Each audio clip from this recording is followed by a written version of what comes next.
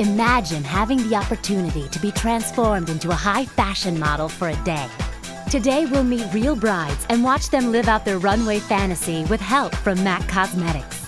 6 real brides were selected by MAC out of hundreds of women to spend a day at the exclusive Milk Studios in New York City with some of the most talented stylists in town. Coming up, we'll watch Hipsa, Anne, and Lisa find their inner supermodel. Meet James Gager, Creative Director of MAC Cosmetics. Today what we're trying to teach these young ladies is that they should kind of figure out what their best asset is. Whether they have great skin, great eyes, great lips, it's kind of important to kind of figure that out. And then I think you'll kind of be accentuating the positive.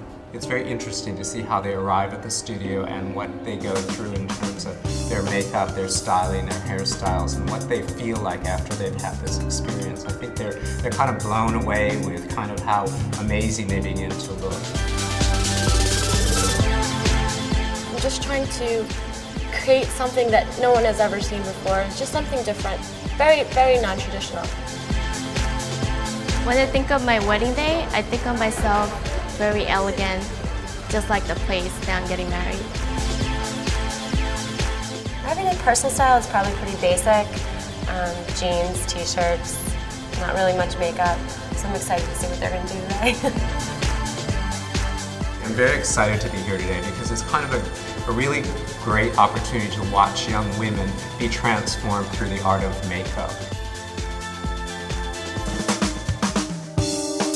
My name's Star Blackshear. I work for MAC Cosmetics.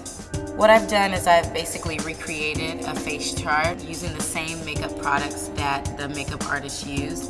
It can be viewed online so that the brides can also see what colors and the placement of the makeup, how it was used on their face.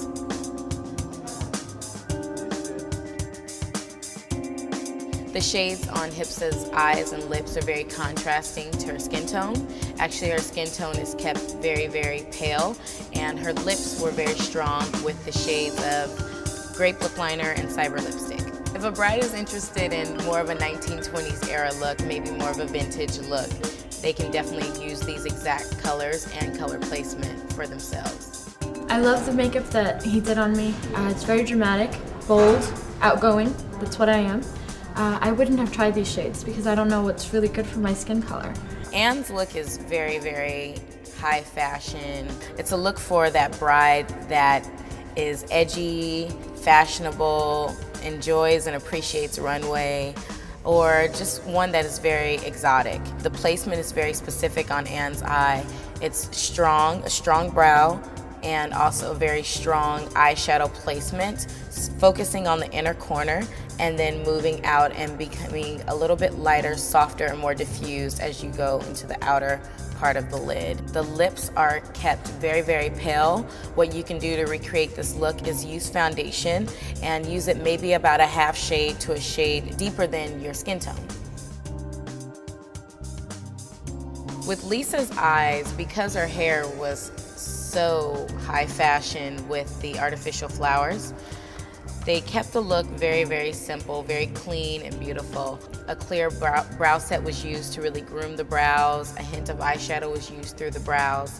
Also, a very light dusting of a more neutral shade of eyeshadow, along with a little deeper brown eyeshadow used in the crease for contour. A very pink blush was used, and also they kept the pout very pink. I believe everything on Lisa's eyes can be used for a real bride. As a matter of fact, I think any bride would be quite comfortable with those shades.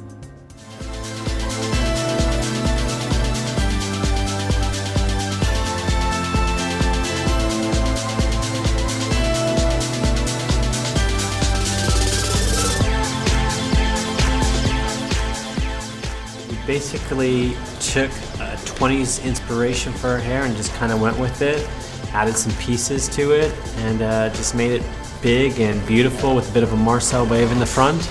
Because she has such an exotic look, I think that she can carry something that's quite high fashion, quite couture, and this suited her quite well. We basically designed a headdress that was very architectural and yet had some air quality to it. You could see through it, along with the like aubergine kind of accents to it. Yeah, I think that she turned turned out to be very beautiful and something that's a bit different than an average bride for sure.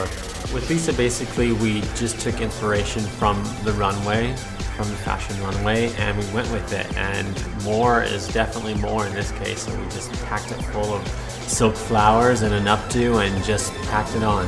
I think you can water down this look by certainly not using as many flowers and maybe not as random placement. Maybe the hair doesn't get quite as big, but if you just tone everything down, it's definitely wearable.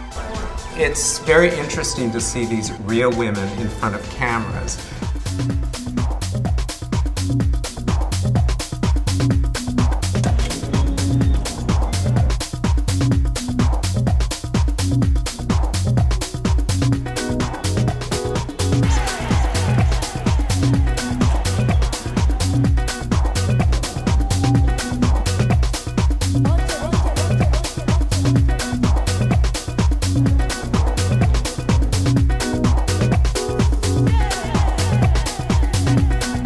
I felt like a supermodel. Some of them become very natural. They almost become like they've done this professionally for years and years and years.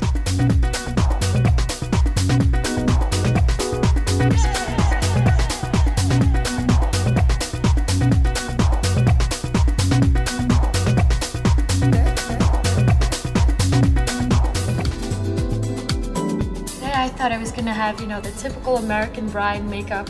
But, I feel like I'm out of this world right now. I should go out and party.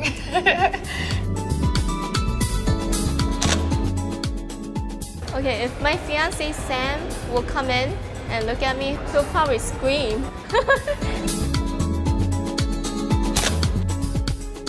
I felt very pampered today. I had a great day, a lot of fun.